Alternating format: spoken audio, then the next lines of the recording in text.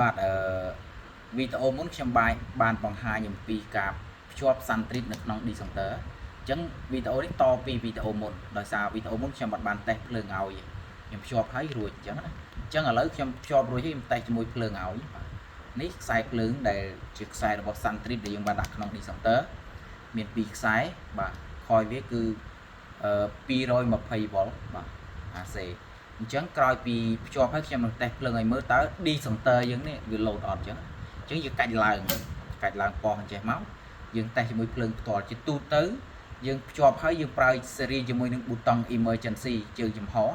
ពេលយើងតេស្តជាប់តេស្តផ្ដាច់តេស្តទៅជើងវាទៅជាប់វាធ្វើឲ្យ Descenter នេះ load តែឥឡូវខ្ញុំតេស្ត direct ជាមួយភ្លើងបដ ாய் ទៅបាទនេះខ្សែ2របស់ Suntrip នេះ Descenter ដែលខ្ញុំតឡើងថ្ងៃមិញវីដេអូតពីវីដេអូថ្ងៃមិញណាបាទអញ្ចឹងយើងចាប់ផ្ដើមតេស្តជាមួយភ្លើងផ្ទាល់បាទដំបូងយើងបើកភ្លើងសិនបើកភ្លើងហើយខ្ញុំតេស្តឲ្យមើលថាតើវា load ឬមិន load អញ្ចឹងណាវាកាច់បិទឬមិនបិទអញ្ចឹងខ្ញុំចាប់ដើមតេស្តចាប់ដើម1 2 3បាទនេះបាទអញ្ចឹងនៅពេលដែលមានចរន្តឆ្លងកាត់ Suntrip វាកត្រាក់ធ្វើឲ្យ Descenter ហ្នឹង load ផ្ដាច់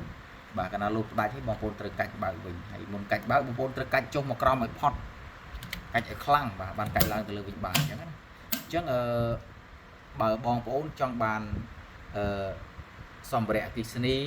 ចង់ត្រូវការជាវឬក៏ទិញសម្ភារៈអគ្គិសនីពីខ្ញុំបាទខ្ញុំមានលក់តាក់ទងប្រព័ន្ធបញ្ជាទូបញ្ជាក៏ខ្ញុំមានទទួលរៀបបាទគ្រប់ຂະຫນាតគ្រប់តម្រូវការ